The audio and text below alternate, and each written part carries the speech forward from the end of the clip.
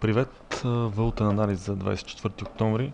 Ще разгледам краткосрочната техническа картина на основните валутни двойки.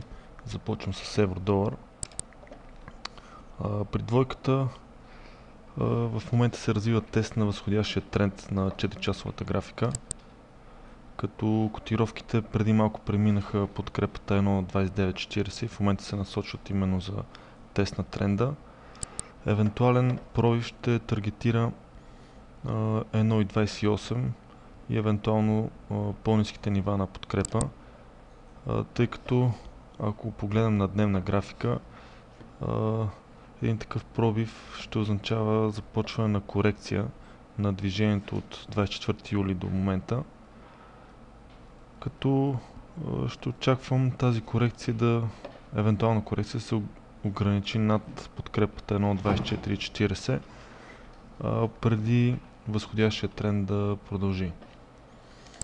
При двойката паунд-долар също в момента котировките падат.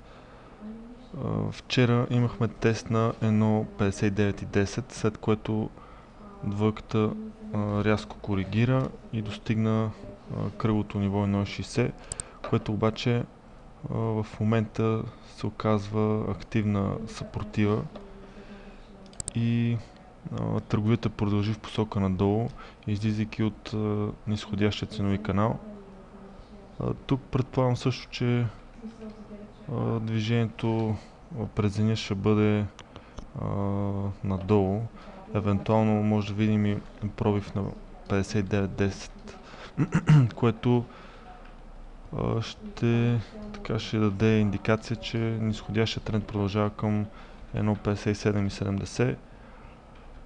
А пък ако все пак търговията се върне над 1.60, тогава мечът сценарий за днес отпада и ще очаквам търговията да продължи в рейнджа 1.60 и 1.6050.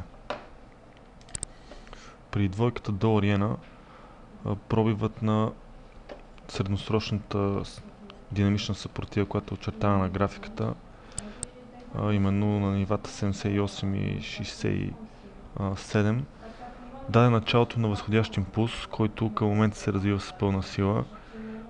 На графиката отбелязан с сивия възходящ канал. Котировките почти без никакви по-дълбоки корекции достигнаха 80 йени за долар, като вероятно в момента се развива корекция преди отново да бъде преодоляна съпротивата 80.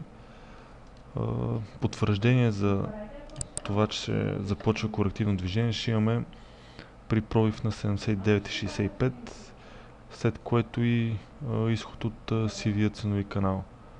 В посока надолу подкрепи ще бъдат 79.20 и 78.86. И при австралийския долар срещу щатския долар имахме пробив на динамичната подкрепа, за която споменах в понеделник. Обаче котировките не успяха да пробият 1.0235 и отново се върнаха над подкрепата, като